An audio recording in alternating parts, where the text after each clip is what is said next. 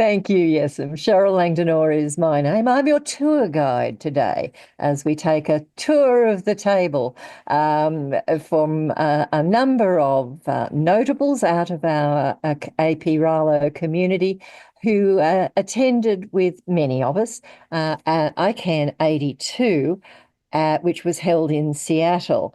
Now, one person does in fact have a little bit of a slide deck, despite the fact that nobody asked me, or I'd have said no damn slides, but never mind, we have what we've got. And so I'm going to not run the order as you will have seen it on the introductory slide. What I'll do is I'll do a tour of our group of brave souls who are going to bring their particular part of their ICANN community's perspective, a couple of highlights, perhaps 2 or 3 particular points or takeaways that they'd like to note out of ICANN82. Then we'll take a block of time for Satish to share with us some more technical material that he wants to take us through on the work on dialectics, which is a new policy development process that the GNSO is running. And so that's very important work. So we'll take hopefully no more than 5 minutes. He might press it a little longer than that, but I'll growl at him if he does too much. And then we'll do another tour of the table where we can ask each other questions and take questions from the audience as well. So if our willing participants would care to take around 3 to 5 minutes, I know it's hard. I'll ask you to speak slowly and clearly because we are an enormously diverse region, and English, if that is your language, is not going to be the mother tongue or first language of many of our participants today. So whilst we're not having interpretation services, please still speak at not 100 miles an hour. That would be very nice if you could avoid doing that. So I think, Kristina, you were the one to the right of Satish. So it looks like you get the Guernsey. And I might ask you to, Yesem, if you would put up the introductory slide and but however, spotlight the speakers as we go forward. But at least with the intro. My name is Kristina, and I'm advisor to GAC Armenia representation, also GAC liaison to at-large advisory committee. So it is a pleasure to join this, to join you today for ICANN82 Readout. And as a representative from GAC, as I said, I'm glad to have an opportunity to share my key insights from the discussions that took place during this meeting. I look forward to highlighting some key takeaways and engaging in productive discussion, as Cheryl mentioned, and wish everybody a good meeting. Thank you. Thanks, Kristina. You can take a little bit more time and perhaps give us 2 or 3 particular highlights of what the GAC discussed and what it was that you thought was important work or notable things that the GAC did, be it a bilateral or another, capacity building or something. Back yes, to you. Sure, exactly. I would emphasize 2 or 3 even takeaways, because during the bilateral meeting, we're discussing the VSIS plus 20, let's say, issues, but it is not only issues, but I will start with discussion around new GTLD program, which is gained his momentum, let's say, especially regarding policy developments and implementation planning. There was a strong focus on ensuring the next round of GTLD applications, which was conducted in a fair, predictable, and transparent manner. Central topics included included applicant support mechanisms and way how to prevent the gaming in the system and the role of auctions as a last resort. So while progress has been made, there are still outstanding questions about how to balance competition, consumer trust, and security in this evolving landscape.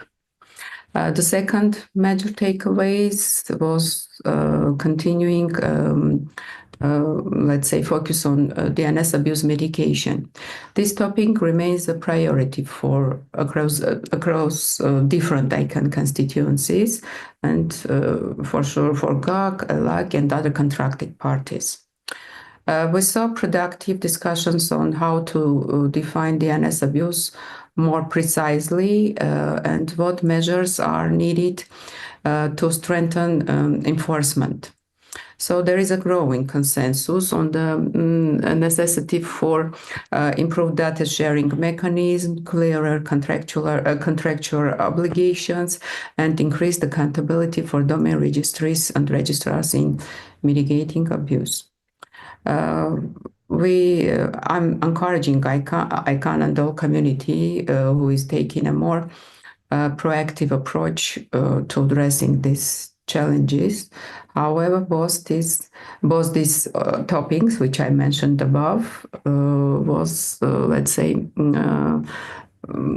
circulating across the communities, all communities, and do it with the meaning of collaboration to ensure that policies are effective and serve for the public interests.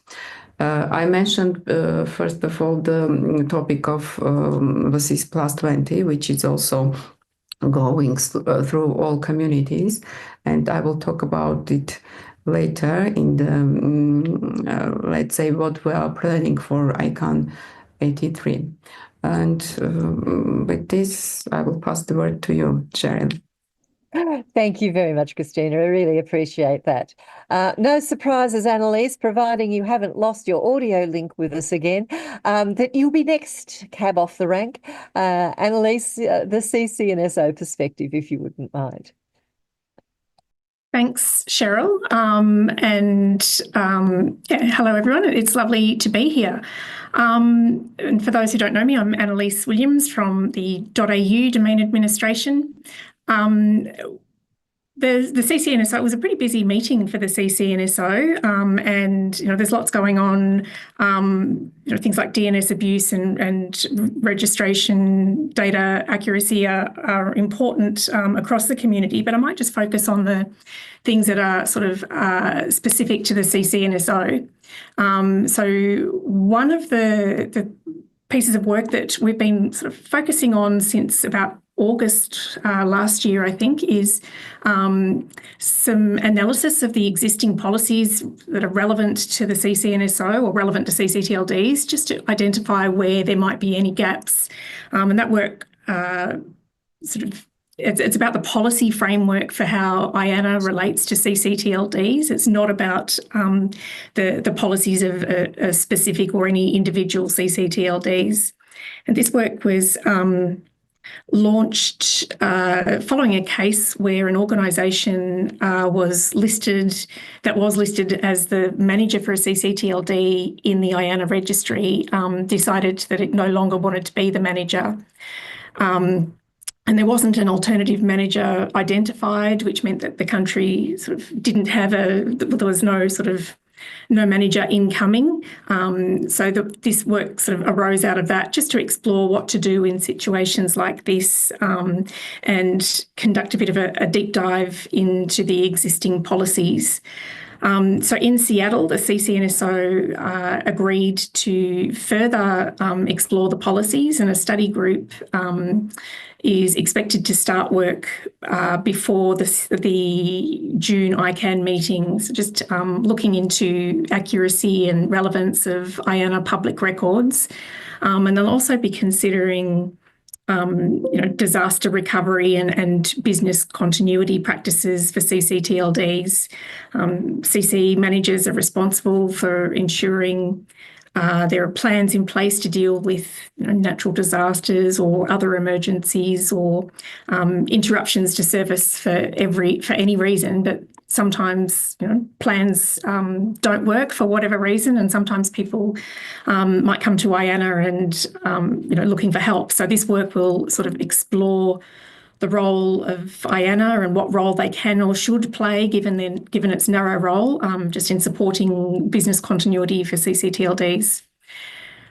And the other highlight for me, I think, was the joint meeting between the ccNSO and the GAC. It was, we gave an update of the policy gaps analysis work, and then there was an interactive speed dating style session where GAC members could move around to, I think there were 6 or 8 different stations where there was a ccTLD manager. There were a range of large and small ccTLDs. It was just an opportunity to exchange, really, for GAC members to hear about the different governance and operation models for different ccTLDs, and to ask questions. And I hope the GAC found that interesting and useful. I think it was quite interesting from the ccNSO perspective. We certainly enjoyed the opportunity to engage with the GAC. And the other thing specific to ccNSO was board seat 12. The ccNSO had elected Byron Holland, and he took up that seat on the board in the Seattle meeting. And if there's an opportunity at the end, Cheryl, I'd like to sort of just highlight the how we work meet, and if somebody else doesn't relate that as one of their issues, if we could just sort of come back to that very briefly. Thank you. Over to you. Be a pleasure to do so. Not a problem at all, I'm sure. Many people would like to talk about the how we meet aspects of it. Okay, if Yesem signalled me to note that, in fact, for whatever reason, the spotlighting of speakers was not working how we would like it to have. So I do hope you all remember that we are in around the clock in our cycle of speakers, although I have made a note of it. We won't be showing our introductory slide until we get back into conversation mode a little bit later on now. So next up is Yinchen. Yinchen, if you wouldn't mind, please, over to you. Thanks, Cheryl. So hi, everyone. I'm Yinchen from ICANN.org. I'm basically based in Singapore. I'm in the APAC Global Stakeholder Engagement team. So in terms of key takeaways, I'm gonna, so 2 main ones, I would say. So the first one would be there were a lot of discussions on, I would say, how will internet governance look like moving ahead. So this is basically at the global level, at the, across several multilateral platforms, discussions as well. So basically a very broad type of discussion. Of course, there was a session zooming into this plus 20 review process as well. And then also lots of bits and pieces discussions here and there, and how will multi-stakeholder model of internet governance look like moving ahead. So this year, generally, we do have a lot of strong focus on this discussion, but also zooming in a little bit just on ICANN itself, I would say the multi-stakeholder model of ICANN. So different organizational reviews, as well as I think Annaliese mentioned briefly how we meet communities, in terms of like ICANN meetings, how do we align in terms of communities' evolving needs. So for at large, at least I was also at the session, I think at large had this discussion for continuous improvement initiatives, and then GNSO as well, they had the SCCI session as well. So I think a lot of those discussions actually started in Seattle, where the different community groups actually start discussing on how the stakeholder groups can work on continuous improvements, as well as try to review in terms of like cross-community collaboration, how can the community work better together across the different stakeholder groups. So I think a lot of those discussions started at Seattle, and I think it's definitely a good starting point as we continue this conversation, I would say, throughout this year. And then in terms of topics, I would say the key takeaway, of course, on top of the staple topics that previous speakers mentioned as well. So next round, DNS abuse, registration data accuracy. I did want to focus a bit on universal acceptance. So this is also a key focus topic that we have been working on with the community for the past few years. And I think we have progressed quite a bit on this. This time at Seattle, there were about, I think, 3 sessions sharing on achievements and progress. So from the GTLD, ccTLD side. So I think those were good sharing. And we also had like larger providers as well, like Meta, coming in to share progress in terms of adopting universal acceptance. So I think, yeah, for me, those were the really key takeaways and progress and achievements that I feel were pretty, salient and from Seattle. Yeah, back to you, Cheryl. Thanks very much, Enche. And we will circle back and perhaps dig into some of that aspect, not only in the how we meet, but some of us would like to know where the IGF might be heading as well. Now, Jennifer, you're next. What was going on behind the GNSO cloak? Thanks, Cheryl. This is Jen Chung. Hi to everyone. And for those who don't know me, I am on the GNSO Council and actually from the Registry Stakeholder group. My second year on Council, so I'll give you a little bit of an, I guess, very high level key takeaways for GNSO Council in Seattle. So I'm going to focus on 2 parts. The first is really big pieces of work that is coming down the pipeline, has reached Council, and these are possibly work that will require policy development, but we don't know quite yet. So 2 things that we're looking at are next steps on DNS abuse, and the second one is accuracy. So for both items, I'm going to go back to DNS abuse. We have formed a GNSO Council small team, and we're going to be looking at the insights that were provided by ICANN compliance team and also the informal study. And we will also look at the previous small team recommendations and implementation to see if anything needs to be closed in that loop. And then finally, the potential next steps on whatever work that might be needed done there in terms of policy, in terms of future research, and other items that I guess the community, especially I guess Contracted Party House, has done to further the work of DNS abuse mitigation. I think we're also going to be looking at a lot of the lessons learned from the DNS abuse amendments. I think that was a lot of the key data that the compliance team gave us, and they did a really in-depth look. That was a 6-month report. So this small team from Council will be really digging through all of this and making sense of it, and then we'll know next steps on what might happen. So the second part of the work coming down for our Council is also accuracy. So I think all of the SGCs and of course I think at large also received this accuracy framing assignment from the Council, and we've received input from ALAC, from the BC, GAC, IPC, ISPCP, NCSG, RSG, RYSG, and also org. So we are looking at this. We will be looking at this. The feedback we got from ICANN.org is they don't see any, or they haven't identified any current or near-term legislation globally that will force. From the input we've received, there's also really broad overlap that more information is needed, whether accuracy, the situation is termed as bad or termed as very good, and also to look at what measures has worked in other places. Broadly, a few of the constituencies have suggested for policy work to begin without further delay. These is coming from the BC, the IPC, and the GAC.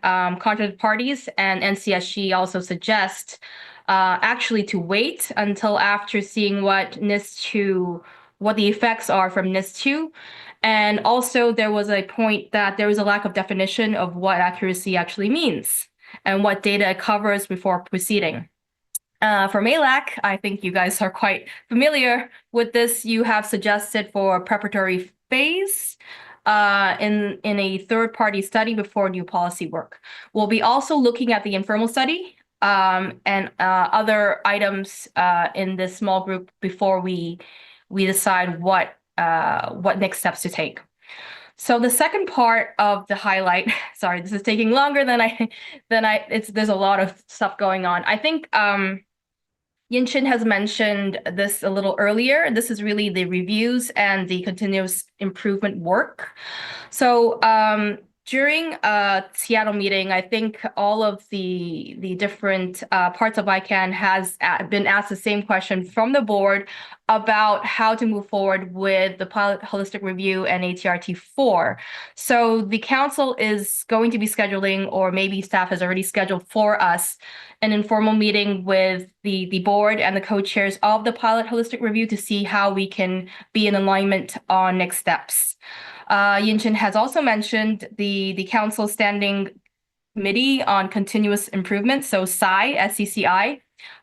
We've just started work, and that work will be looking first at continuous improvement, but we'll be splitting that into two. The other part that we're going to be looking at is the policy implementation and the policy status report review. This is looking at reviewing the, I guess, the tools that the council has in its arsenal to do policy development, which is the PDP, the expedited policy development process, the GGP, the GNSO guidance process, and the GIP, which is the GNSO input process. And we'll also be looking at the PDP 3.0 at the end of this year.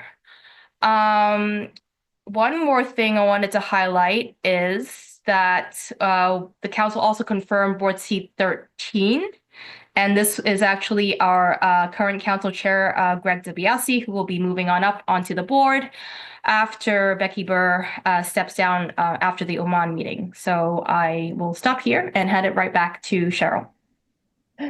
Thank you very much, Jen. And the work of the GNSO is always very extensive. But I do want to point out that it also does the majority of the policy work in ICANN just any time.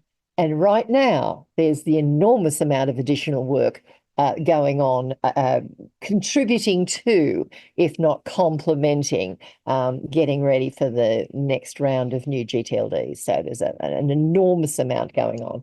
I want to come back to a couple of things in our next cycle. So be prepared to talk about a little bit more about what you think might happen with the GNSO's views on reviews. I had to say that because it rhymed.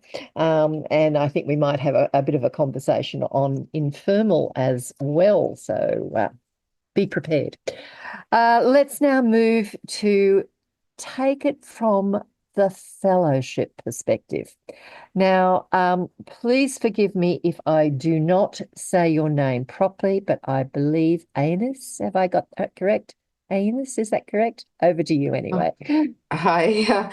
No, my name is Einas. It's pronounced Einas. Einas. It's just spelled INAS. Thank you so much for inviting me.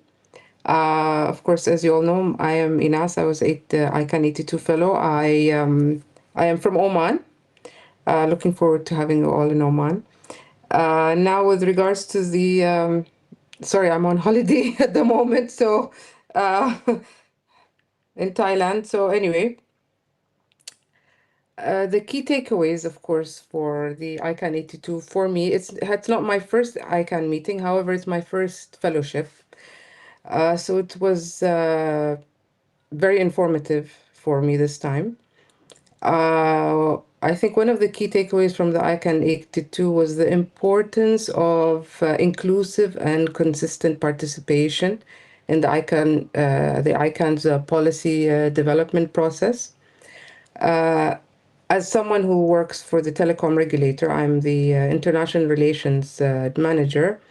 I appreciate how this multi-stakeholder model brings diverse perspective together to build consensus on complex issues.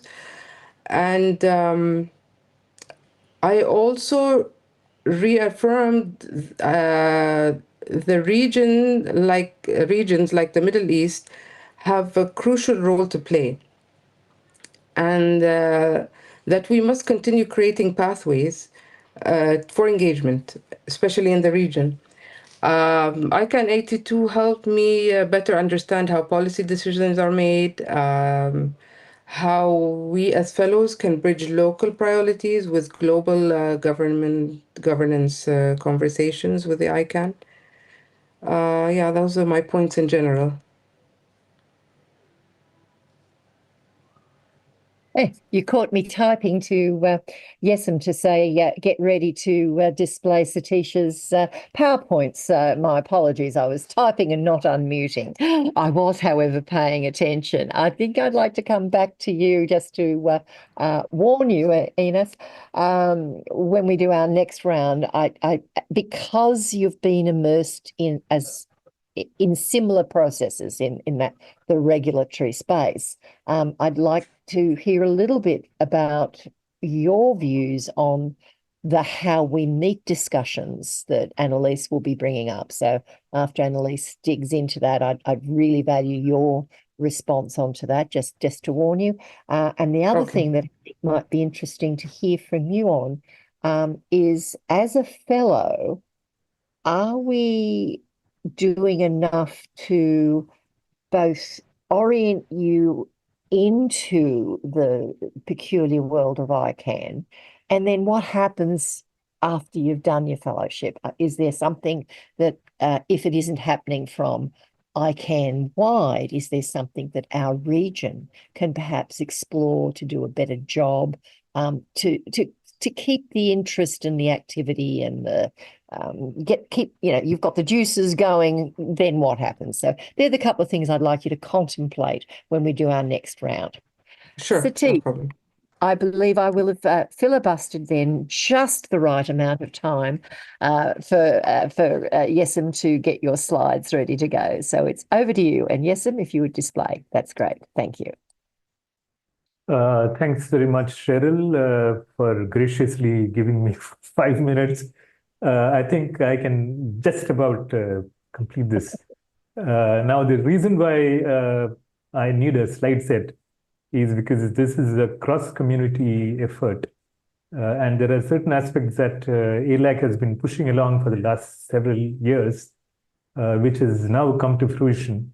And so it is a good news for us. And this is about the Latin diacritics PDP. Next slide, please. So a little bit of overview. We need the reason why we need slide set is also because there is a bit to unpack here. So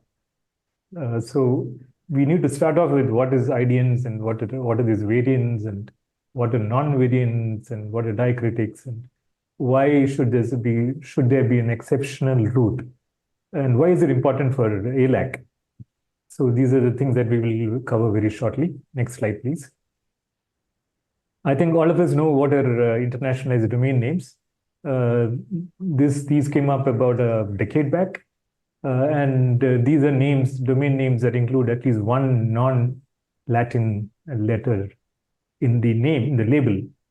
And the Latin in this context refers to the English A to Z and 0 to 9 digits. And non-Latin refers to things like, Unicode and Chinese and, general scripts, Chinese, Devanagari, Tamil, etc.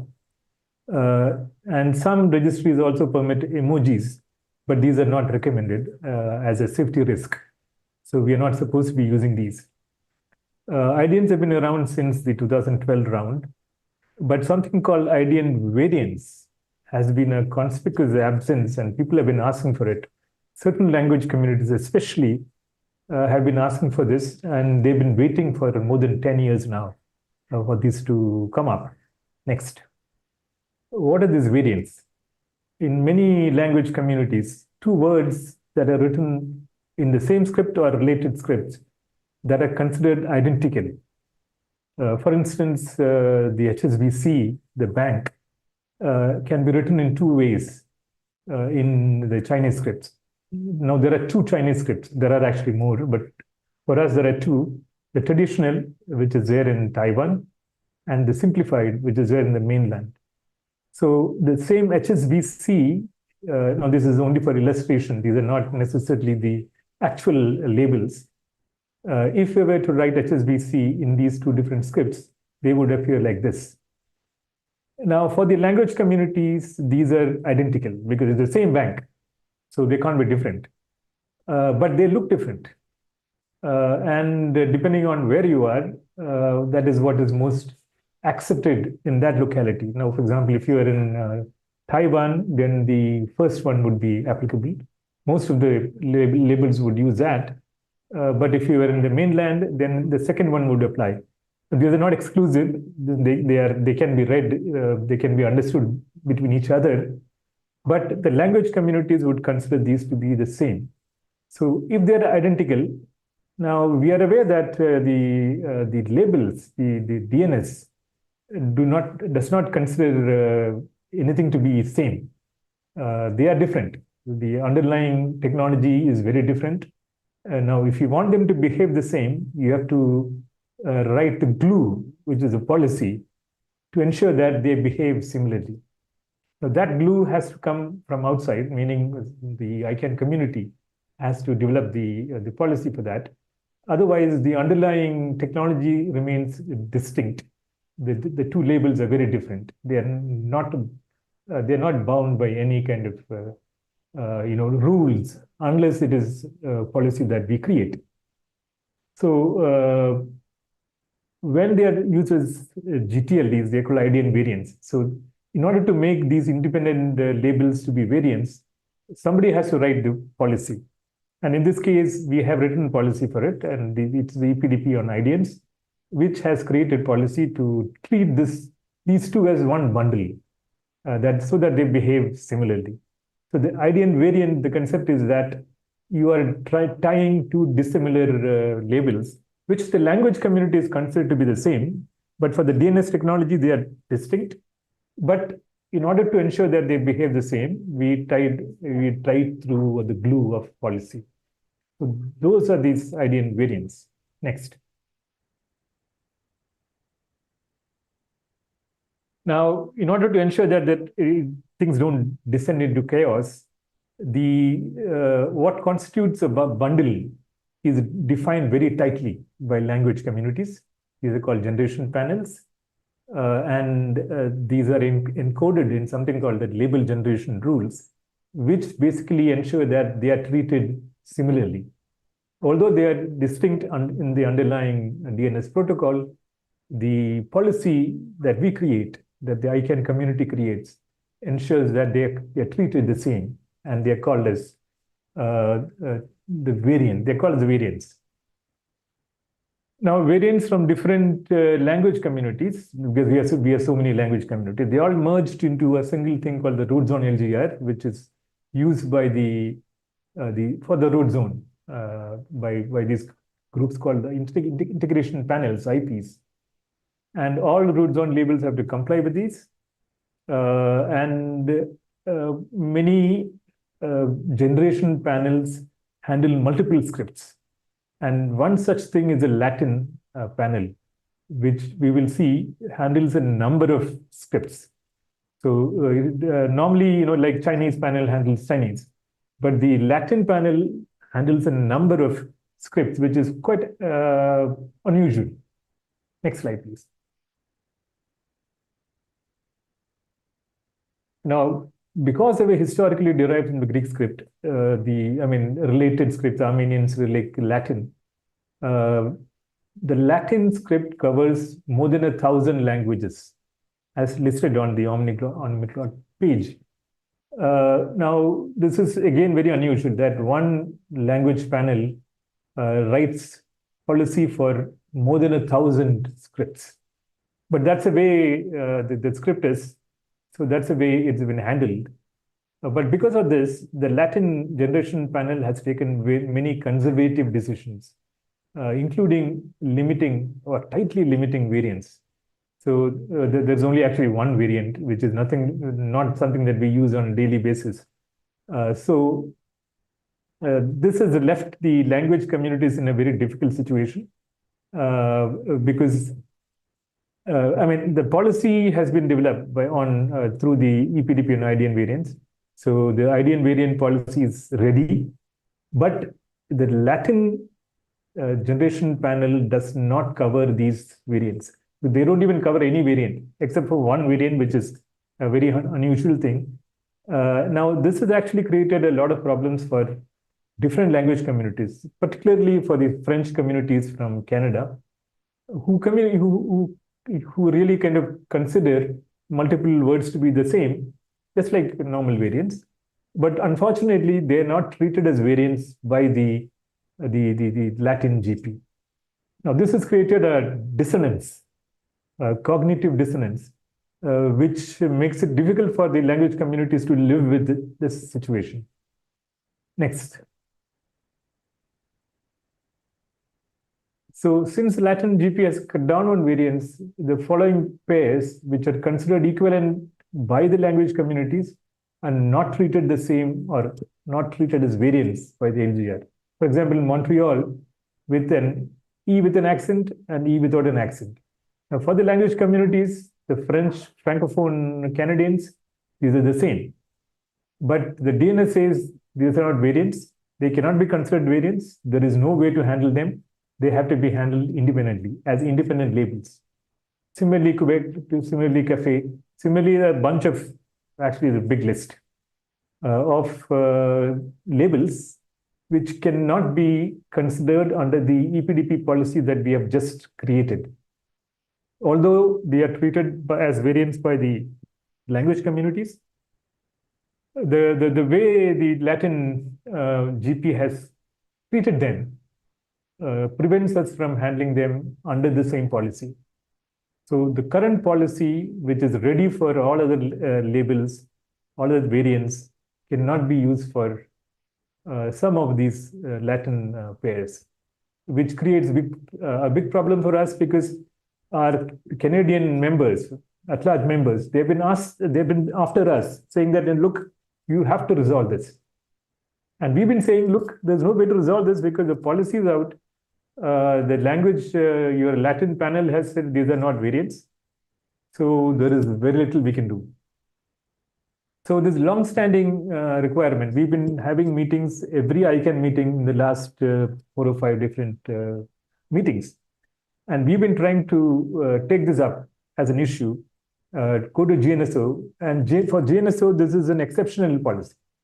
It is not a routine thing, because the routine thing has been already developed under DPDP, but this doesn't apply there. So it has been hard for GNSO to kind of handle this.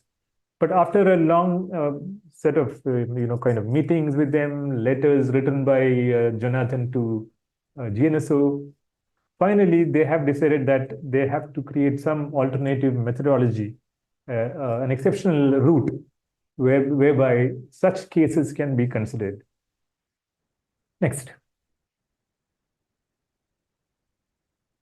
So finally, after all this push and pull, especially from the Francophone Canadians, GNSO has actually created a special purpose, single purpose actually, not even special purpose, single purpose Latin diacritics PDP to create a single issue PDP. And last meeting, ICANN82, this PDP was kicked off and is now well on its way. We just finished the second meeting yesterday. And the current timeline is to kind of ensure that we finish the work by end of 2026. And this will solve a long-standing issue of different language communities. Next slide.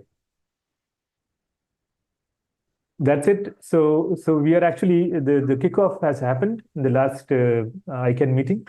And now it's an open model.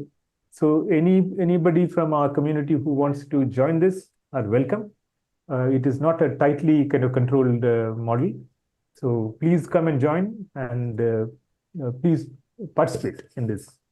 Thank you. And back to you, Cheryl. Thank you, Satish. And you and I are going to have a chat about what a TAD means, or indeed what 8 minutes means. Let me, however, because there was a lot to unpack in that presentation, I want to do two things. I want to open just for a couple of minutes now to anyone who has a question for Satish on this very informative presentation he's done. He managed to give, I think, a very clear backgrounder on what it is about in terms of variants and things. And I can assure you he can go into greater detail on all of that. But don't take us down too many rabbit holes. But if you have some clarifying questions, please do ask them now. And in particular, you might want to ask him about this, and Jennifer might want to answer here as well. The open model, you know, Jennifer mentioned something about the policy development process 3.0, which is what's running at the moment, the manner in which the Generic Name Support Organisation does its policy work and what choices it makes about how it sets things up. Well, one of those choices is this open model. And so if you're thinking, gee, you know, I'm interested in all of that label generation rule things, and I even know I might just be interested in watching a bit of policy, see how the sausage is made. Let's take a cue for a minute or two so you can make sure you don't leave with questions. We have a question from Abdullah. Did you wish to use the microphone, or you're more than welcome to unmute and ask directly? Thank you so much for giving me the opportunity. I just have a question regarding the Urdu script. Any effort done to include the Urdu script or Arabic script in the current scenario? So I just get the information regarding the Latin script, but what about the Arabic and Urdu? And how to get involved on the effort of putting work in the Urdu and Arabic script? Satish? Thanks very much, Abdullah. So the question about Urdu is quite valid, because there is a bunch of people in South Asia who use Urdu. Now, the good news is that Urdu is covered. Not just that, we have our ICANN language expert, Sarmad, who is from Pakistan, who is an Urdu speaker. So the shortest way would be for you to ask Sarmad any clarifying questions about Urdu. Urdu is covered. There is no issue regarding Urdu. There are no issues regarding Urdu variants. Those are all covered. Now, Urdu is atypical because it is right to left script. And there are certain challenges and complexities when you mix. Suppose you have an email ID where the mailbox is in English and the domain name is in Urdu. So you have a problem because you have to go left to right and then right to left. So those things have been largely taken care of. But you have a prime resource in Sarmad, who is right there in Pakistan. So you might want to kind of consult him on any questions that you have. But the good news is that Urdu is covered. Yeah, thank you so much. Thank you. To follow up, though, if you're interested in getting involved in not necessarily that particular script, but this type of policy work, take the opportunity to at least observe the work that's going to go on in this new PDP. So if things like label generation rules excite you, and they get reviewed from time to time, so future work may come your way, please join the group. Jennifer, did you want to pitch for why these different models are used? Sure. Not sure if it's a good pitch. It's just a little bit more information that for the current policy development process, there are several different ways to participate, or participation models. One is the open membership, which the Latin script diacritics PDP is using. That means anybody can join as a full member and be able to speak in that case. Another mode of this, I guess, participation structure is called a representative model. And this, depending on the charter, will specify certain number of representatives from each stakeholder group or constituency, and that makes up the actual official members. There's usually also, or at least in the IDN, the Internationalized Domain Names Expedited Policy Development Process Working Group, they had also an observer category, or they also allowed individual participants to also be part of this. The only difference in the decision making is if there was to be a vote, then those observers would not be able to vote. So there are pros and cons for all of these different models, and the council has actually sent this work to the SCCI, the SCI, so the Standing Committee on Continuous Improvement, to take a look at all of this and see if it makes sense still, or if there needs to be further improvements for how we develop policy at ICANN. Back to you. Thanks very much. Couldn't resist getting at least an opportunity. Go ahead, please. Jump in, yeah. So I think you have raised a very important point regarding the mode of participation. I think this is a golden opportunity for people who would like to kind of see, because I think we from at large, we have to at least observe how GNSO operates. It's a very different way. And we have seen cases where, I think there was one case where he was a member of EPDP on IDNs, and he was so kind of disruptive in the GNSO system that we had to withdraw him. So it is actually very important that from at large, we observe how GNSO operates, and then we use this opportunity to maybe participate in some of these open models, because not all of the working group models are open. And this is therefore, as you point out, it's a golden opportunity. One other point is relating to the whole languages that are not, which don't have scripts. Now, the whole GNSO domain name system is based on scripts. Now, if your language does not have a script, then it's pretty hard, as Amrita has pointed out, to kind of have a domain name system in that script. So the solution would be to kind of create a script. It has been done before. It's not very new, but it does take some effort and some expertise that you have to create first a script, and then you try to kind of get into a domain name model. Thanks. Can I add something here? It's Songo here from Papua New Guinea. Certainly, Songo. Please go ahead. Yeah, I'm kind of very interested in the discussion here in regard to how as we can assimilate oral languages into the IDN system. I understand that in order for oral languages to be assimilated into the IDN system, there needs to be a script in place. As for my country, Papua New Guinea, all of our education system, everything, the workplace, we are speaking English. So is there a possibility where our local languages can be translated into Latin script, like English, for instance, and then later it can be integrated into the IDN system?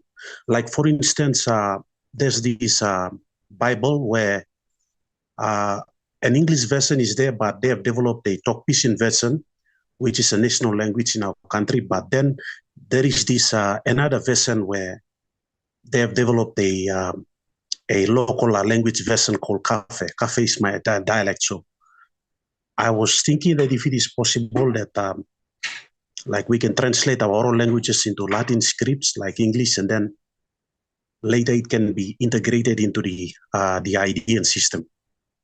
So, yeah. Satish, did you want to cover off and also note about the fact that language generation rules do keep getting added, please? Yeah, thanks, Cheryl. So there are examples of Bahasa, for example, or even Malay, which are using the Latin script for their languages. So you have examples. The only issue is in the need for standardization. So someone like a university or a government has to standardize. So you can use the Latin script, but it has got to be consistent. Otherwise, you will run into problems when you start looking at LGRs. So someone has to ensure that it is standardized. And once that is done, you can approach ICANN and they will help you to kind of create LGRs for the language.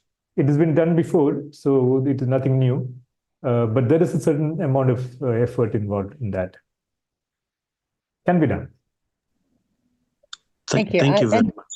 No, Thank you. our pleasure. And these are conversations which often, as Amrita pointed out, go beyond the particular remit that ICANN has in its mandate. But that being said, many of the people that you work with and will come in contact with in this ICANN context and within our region are quite passionate about a multilingual internet.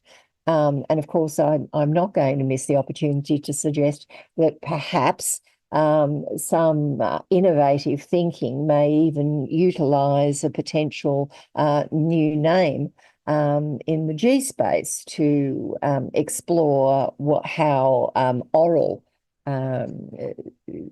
dialects that are currently uncaptured in a written form may be discussed and dealt with. But, you know, that's not exactly what we're doing here. But thank you very much for the interesting questions. Amrita noted one other thing in chat I wanted to bring to everybody's attention, where she mentioned the UASG, that's the Universal Acceptance Study Group.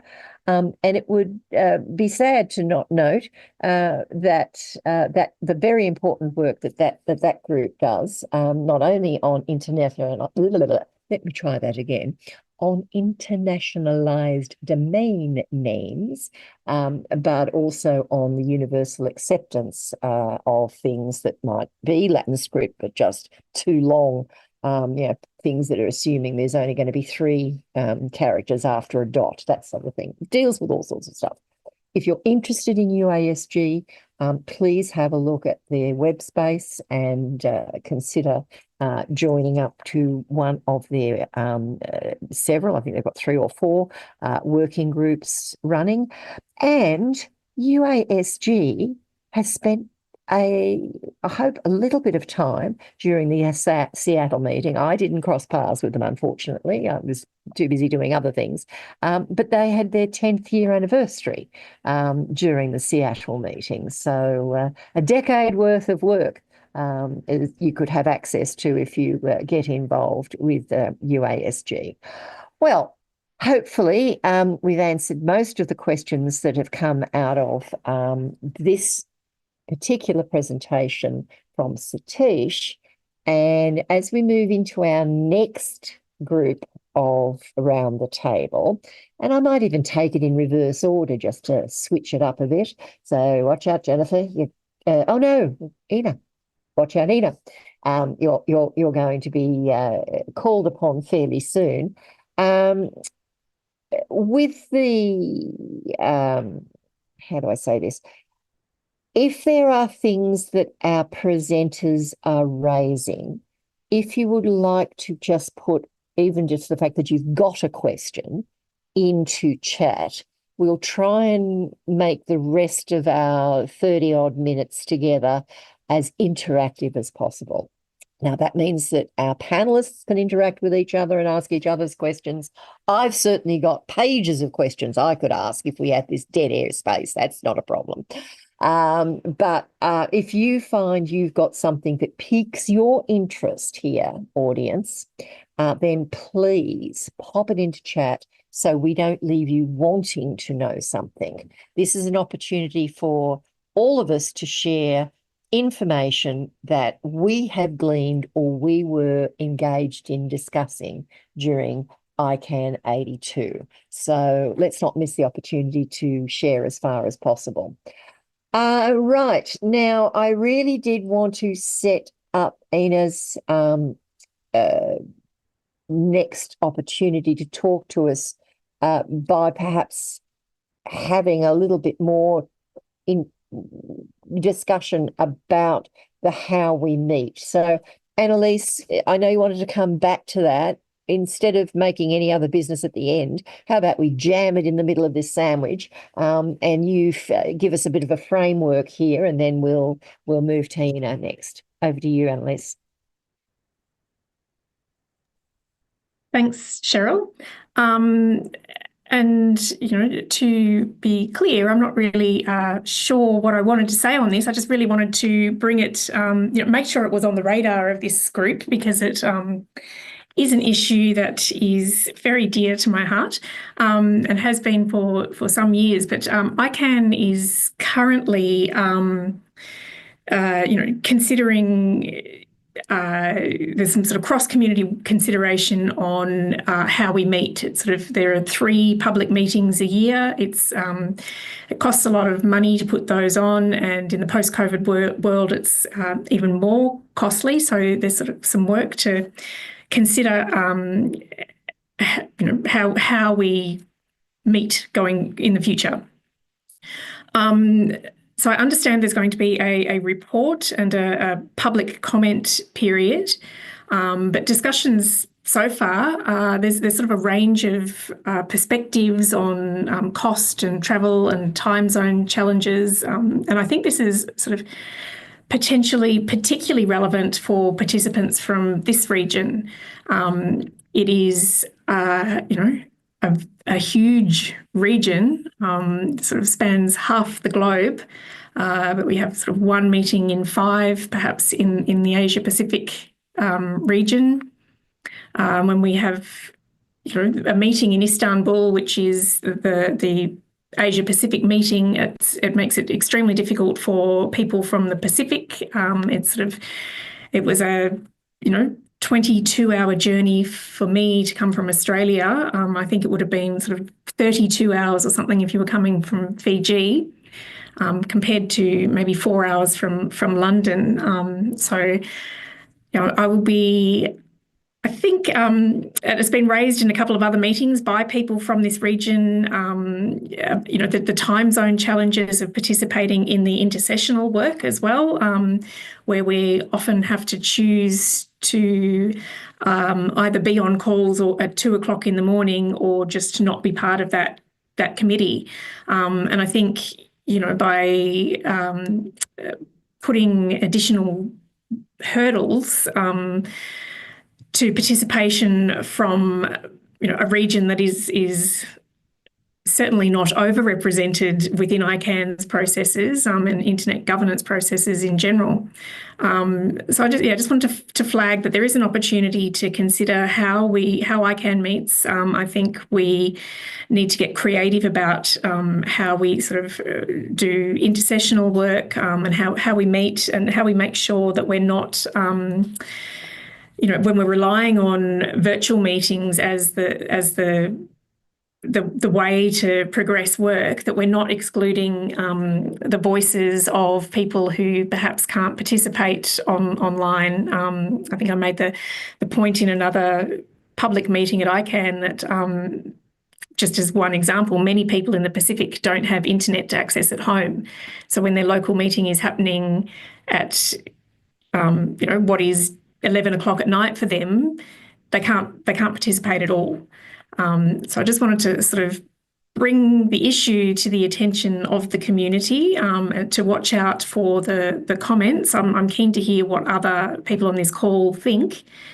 And just as a shout out to the ICANN staff, I'm certainly not asking that they work all hours of the day and night either. Certainly the ccNSO staff are already very accommodating. But yeah, I think as a community, it's an issue that needs to be grappled with, and it's not enough to just say, oh yeah, we understand it's hard. The burden of participation has to be shared equally across all regions. Yeah, thanks very much for that, Annaliese. Cheryl here, and I'm a card-carrying member of that sort of approach to things. I would like to ask, of course, the question of, what's the risk if we just look at the cost effectiveness of these meetings? I can see one simple result we will no longer have a global organisation. It will be hemispherically based, and that will ruin ICANN. So there's a little risk assessment to consider, let alone any of the other aspects. Now, whilst Annaliese was framing this, I did get a little message from Inchen, and she said that she would be able to talk us through some of the data that the survey that ICANN.org did during ICANN82. So without asking you to give away, pre-publication secrets here, can you help us know what the undoubtedly very biased group of people, because we were whack back in the middle of North America, were saying on our survey? Over to you, please. Yeah, thanks, Cheryl. So it's public information, so it's not a secret. And anyway, this was basically the survey done during the plenary at ICANN82 itself. And I thought to just give a quick overview, and this is really like a quick note that my team got together. So later on, like as Annaliese mentioned, there will be a report and public comment as well. So definitely more details there. But just to give a quick overview and highlight of what was discussed and what the survey results were like. Broadly, we had 5 topics, I would say, that was discussed during the plenary. So it's on meeting costs and locations. That's the first. And then the second one is on virtual and hybrid meetings. And then the third one would be on meeting duration and structure. And then fourth, funding and sponsorships. And then the fifth one would be on equity and accessibility. So this is the 5 broad areas that were discussed or surveyed among the audience. And you're right, it might have been biased because basically the ones that are participating are the ones in the room, or maybe even participating online. And noting the time zone issue that Annaliese mentioned, potentially a lot from APAC did not participate at all. But the good thing is there were no questions on specifically like, do we, which region should we go to and things like that. It's not as specific as that. But this is just the first kind of survey to just get a sensing. So into the data itself on meeting cost and location. Sorry, I'm looking this side because the data is here. It's not that I'm not So meeting cost and location, I think it was more of a question on, okay, how do we prioritize location? Do you agree that we choose locations with more economical flights, direct flights, hotel and venue options, as well as return to prior locations and get multi-year contracts, because typically you'll get a discount if you do multi-year contracts. So I would say the results, just briefly, 84% of the participating people basically agreed to this. So to prioritize locations with more economical flights, hotel and venues, and then multi-year contracts as well. And then for virtual and hybrid meetings, it's not so much of a yes or no, do you agree on this or that kind, but then there were kind of 3 options that were put out there. So, and this is in terms of the preference from the respondents. So in terms of, I think that the broad question was, do we want to move 1 out of the 3 ICANN meetings to virtual setting? So that was the broad question. And then they had like some sort of ranking on how we can change that to other formats. So in terms of like the highest preference, it would be to hold 1 virtual meeting every 4 to 6 ICANN meeting. The second would be to pilot a virtual meeting as the 4th meeting of the year. And then the third would be to pilot virtual meeting where sessions are virtual, but attendees are gathered in a single location. So that's in terms of preference. And then for meeting duration and structure, broadly 51% agreed that the community forum, which is the forum that we attended in Seattle, it's the first meeting basically of the year, that the duration should be reduced by 1 day. But this is just a broad sensing of what was surveyed. Funding and sponsorships, there were 2 main questions that were discussed. So question 1 would be on networking reception. So for you, for those who attended ICANN meetings before, if you look at the schedule, typically there would be 1 or 2 networking reception during the ICANN meeting. And the question was basically whether, we should continue holding this because it does take up quite a bit of, the cost is there to hold the networking reception. And so the survey basically had 62% agreed to reduce the number of networking receptions unless there's an external sponsorship.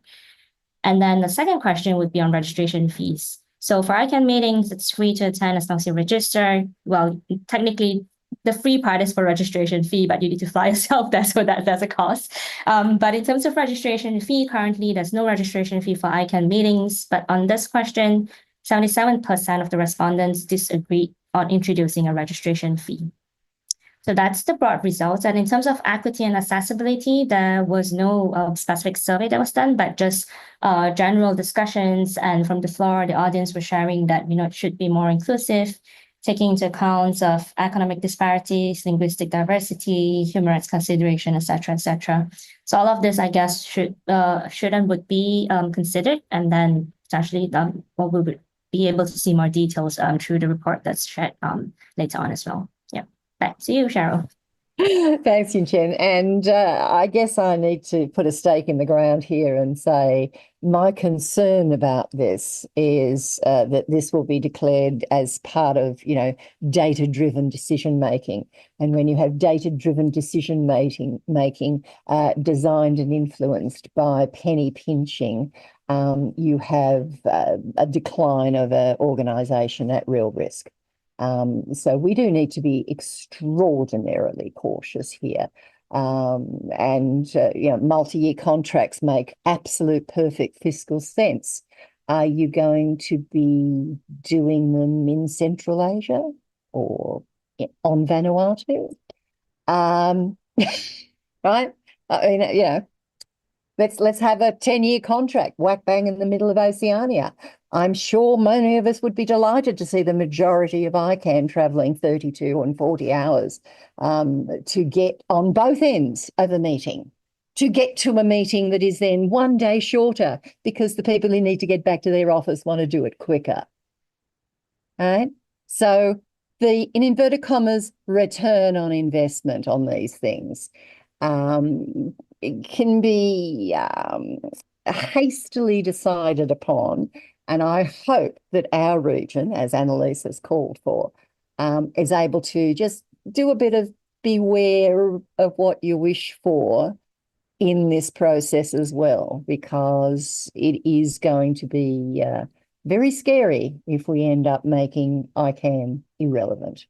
Yes, Yunchen, I know you've got to defend here. No, I agreed with that, but I wanted to take this opportunity actually to urge the APAC region to actually submit comments when the public comments proceeding open, because we tend to, be a little shy sometimes with our comments, and though that might impact us negatively. So I do want to encourage the community definitely to share your input, and definitely from the org side, we'll push through our mailing list, but we would want to and need to tap on the community here as well to share with your audiences so that we can get more valuable input. Thanks, back to you. It may not be obvious policy, but we won't be able to do policy unless we meet effectively. So perhaps it should be a future activity for this policy forum. Einas, if this has not given you plenty of food for thought, I don't know what else I can share with you. Okay, over to you. All this in the feedback I'm getting and all the survey results is really amazing. But my main comment here is there's nothing like a physical meeting. The community, the interaction, it's unbelievable. It's really unbelievable. There's no way you can get that on virtual meetings so I don't know what they're gonna do, cut a day or reduce a day or I don't know, sponsors, whatever it is, but the physical meetings have to continue for the community to thrive. And that's my opinion. I'd love to say the check is in the mail, but we can't afford to cut the check. Thank you for that. Seriously, I mean, we're bringing fellows on. We're trying to make things as diversified as possible. We're trying to ensure that the multi-stakeholder model is widely representative of community. And we need to be very careful about short-term gains for long-term damage. And you are absolutely right. The ability to forward even policy when you have not everything even done face-to-face, but certain critical pathways dealt with in a face-to-face context has been shown even in ICANN again and again and again. All right. Well, this is, and these are all conversations that were going on in ICANN82. So we haven't lost the plot here, ladies and gentlemen. But I do want to go back around and ask any of our panelists who've already spoken on these two subjects, obviously, the how we meet and the I guess we can call it both policy development processes, but also the dialect. That if they'd like to say something more, think about what you want to do now. I want to go back to you, Jennifer, just briefly. We have the evergreen of DNS abuse. We're delighted to hear how serious, especially from the at-large perspective, how serious that everything is being taken now, and that DNS abuse is pretty much, it's a conversation in just about every room. But whilst you're having conversations with the GAC and the GAC's focused with it, you're having conversations with ALAC and at large and they're focused on it, you're having conversations amongst yourselves and they're focused on it. Are we ever actually going to get in one room in one of these meetings while we're still holding them and just talk it through? I think that might be something that we'll be looking at once, if we're talking from the council point of view, once the small team really takes a look at all the information and data that has been gathered so far. Next steps really for at large, ALAC, APRALO to do is to engage. I think, and now I'm going to have a different hat on. I'm going to speak in terms of, I guess, the contracted party house. For us, the contracted parties, we've done a lot of outreach to the different stakeholder groups, as you've just mentioned, Cheryl. But I think also it's good to have additional and further conversations, especially when we're still looking at the impacts and the benefits of what the DNS abuse amendments actually mean for cutting down and mitigating abuse, being compliant. The 6-month mark is great, but we still need to take a look also at the long term to see if there's anything that needs to be done further. Also, another reminder is in the ICANN context, there are things that we can develop policy for, and then there are things outside of that, which is the picket fence, where industry, so the contracted parties, the registries, registrars, do in addition to what they're required to do in their contracts. Obviously, in the course of business, you have to do all of these things. And as an industry, we also have to lead with best practices. So I think this conversation is not ended. I think we've evolved it a lot more over the past few years. I guess the thing I want to say is, stay tuned.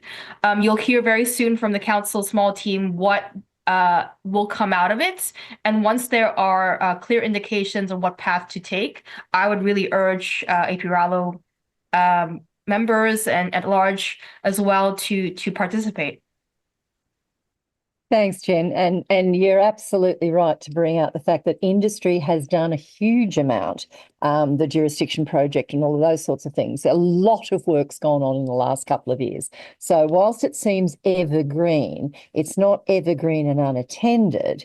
It is being, a very deeply dived subject on so many. And we actually have I guess, future opportunities if we want to dig into it as another one of our APRALO policy forum pieces. Perhaps we could do a fireside chat or have even a more formal presentation later on in the year. It is a watch this space, but it's certainly something that everybody seems to be talking about. And along with that, it might be an idea to perhaps, should we do that in a future policy forum, we might want to have a little bit of a dig into the details out of the informal report, which was quoted from a number of you. It was another one of the subjects that were in a number of rooms. And so perhaps if we can't do it ICANN-wide, perhaps we can do it regionally, get together and talk a little bit more about the informal report would be a very good idea. Annaliese, you mentioned speed dating with the GAC. Obviously, the ccNSO thought it was a pretty good idea. And when we go to Katrina, I want to hear how the GAC felt about their blind dating. But would you like to tell us a little bit more about what was this innovative way of doing things? Thank you, Cheryl. No, just let Annaliese explain to us what it is. That's all right. Go ahead. It was just an idea to sort of get people, out of their seats and talking to people rather than have, a presentation from the ccNSO. And, I think we all sort of have enough of those throughout an ICANN meeting. And so I think there were like 6 or 8 around the room with a representative from a ccTLD manager at each one. And half of them were sort of to talk about the governance aspects of their ccTLD. And the other 3 were sort of talking about the operational aspects. So from the ccTLDs are, there's a very wide range of sort of governance arrangements. Some of them are run by the governments themselves. Some are run by, academic organisations, universities. Some are not-for-profits, and some are run by a for-profit organisation. Some of them are large, some of them are small, some run the registry themselves, some have a third party operating their registry. So there's just a variety of different arrangements, and the GAC members could go around and just, like in small groups at each one. I think there was probably, 10 minutes or 15 minutes or something at each station. And then they moved around a few times. So you could go and hear from different managers about how their ccTLD runs, and an opportunity to ask questions. So yeah, I found it interesting listening to the questions that the GAC members were asking, but also hearing from my ccNSO colleagues about the differences in the different registries. But I'm not sure how it was received by the GAC. I certainly enjoyed it. We'll find out now. I was teasing towards that, you see.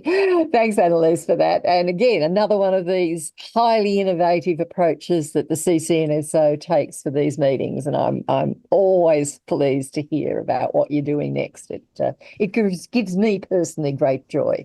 So, Kristina, what was the reaction to this very non-formal approach to the GAC interaction?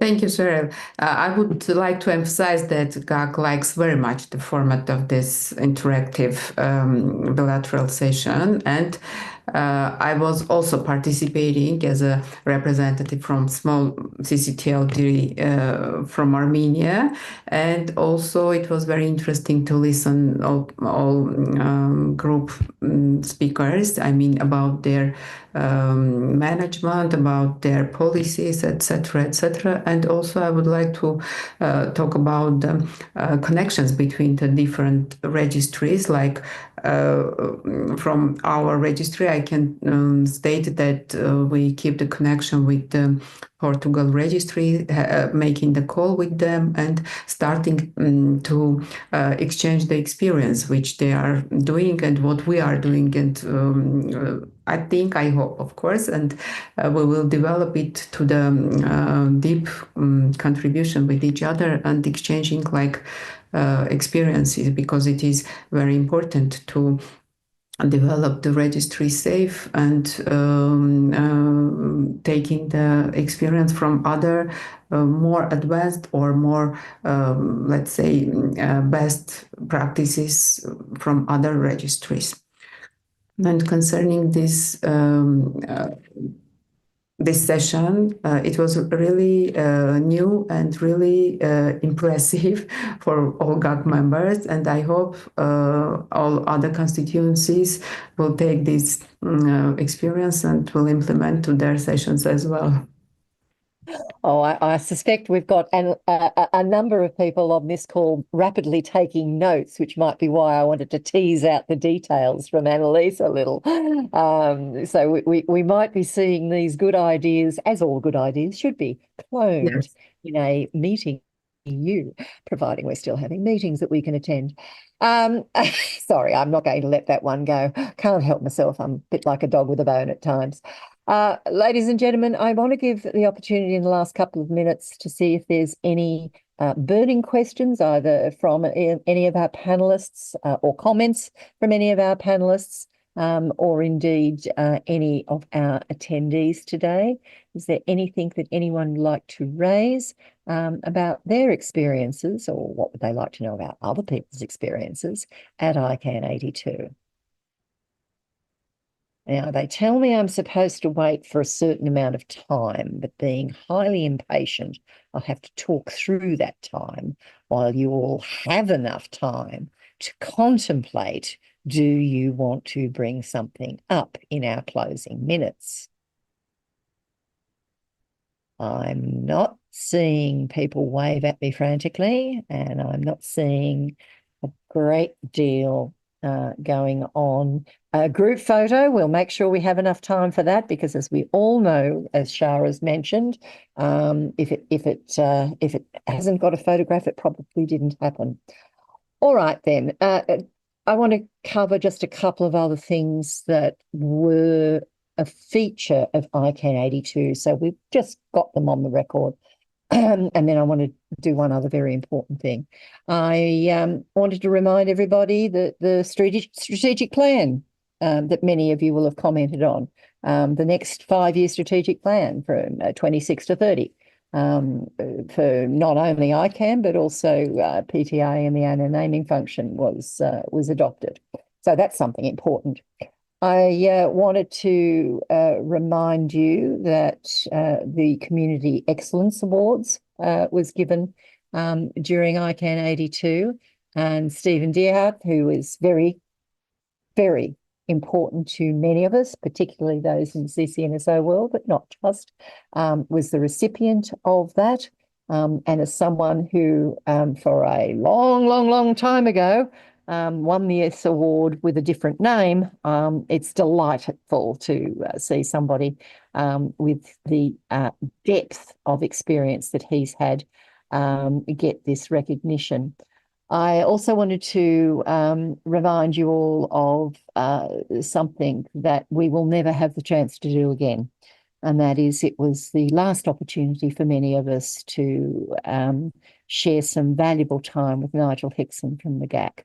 And I did want to take a couple of minutes, if anyone wished to put in chat or make a very short intervention in recognition of the amazing work and energy that Nigel has brought to not just ICANN, whether he worked for ICANN, whether he worked with ICANN, whether he was in his GAC role, whether he was just exercising this incredible sharp as a tack, under-assuming wit that he could energize a whole room with.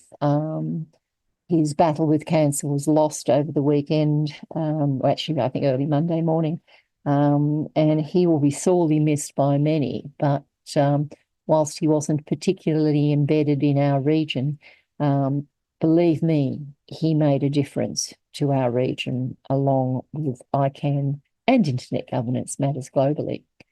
Amrita, please, over to you. Thank you, Cheryl. No, my hand was up earlier, but yes, Nigel had a, I would say whomever he got in touch with, he left his mark and we dearly miss him for everything. Apart from the other things, he was a good dancer too on the floors. So I do remember that part also. So yes, may he rest in peace. He was our colleague at the IGF Support Associations EC, and we have also got Jennifer may want to share a link in case you want to post some note out there. This will be shared with Adam and ultimately to his family. So anyone, if you want to write a small note, you could do so. We'll share the link in the chat. So yes, that's on Nigel.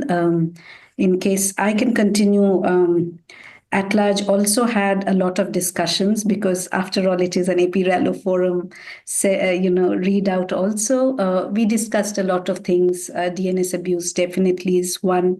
How we can contribute to the promotion outreach of the next round of GTLD was also something which was greatly discussed. We still await for details. We should be launching a phishing curriculum soon, at least in 1 or 2 months, which I think would be helpful not only for end users, but for others also to build capacity, because that is a problem and every one of us are battling. Even the GAC has been raising it. We had a lot of discussion on the continuous improvement process, how we can synergize it between the ALAC, the RALOs, and what is the pilot holistic review, etc., going to have an impact on it. So there was a lot of discussions on the improvements, efficiencies, etc., within At Large, the RALOs, etc., being discussed, better coordination amongst other policy discussions. I just thought I would bring that to the notice. If anything I've missed, Cheryl, please feel free to add. Oh, well, I have to say, what about reviews? That was a topic of many a tables discussion in many rooms. In fact, I think absolutely everybody the board met had exactly the same questions asked. Again, one wonders why we weren't all in the one room with the one lot of questions. But hey, what would I know about organising things? With that said, I want to thank our panelists very, very much for what I think was a spirited and highly collegial exercise of a readout from ICANN82. And I guess I wanted to note that ICANN82 itself was very collegial. It was one of the, I thought, in inverted commas, better meetings I'd been to for a very, very long time. So there is always the opportunity to do better, but this was a good one. Ladies and gentlemen, if you would be so kind as to put your cameras on if you are able, and I'm not sure who's going to take a pretty picture, but somebody will. And do stay with a fixed smile on your face for long enough, because we never know where you're going to end up on what is probably about 2 or 3 screens that have to be photographed. Okay, we want to wrap this up within the next 60 seconds. So if we can get our cameras on, if possible. And then is it you, Yasim? Are you taking the picky? You Yes, let us know sure. if you're finished. Okay. Sure, Cheryl. So I'm going to take the picture. Let me count to 3. 1, 2, 3. And we have a second screen. Just So stay smiling, people. yeah. 1, 2, 3. Okay, I think I got it. Thank you. Thank you, Yasim, and thank you all for joining us today. I've had a lovely evening. I hope you've had a very good morning, afternoon, or part of daytime, because we do go across more time zones than any other region. Ladies and gentlemen, thanks to the staff that has supported us through today's call.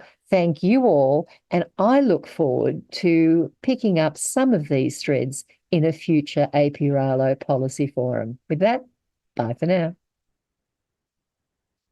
Thank you all. This meeting is now adjourned.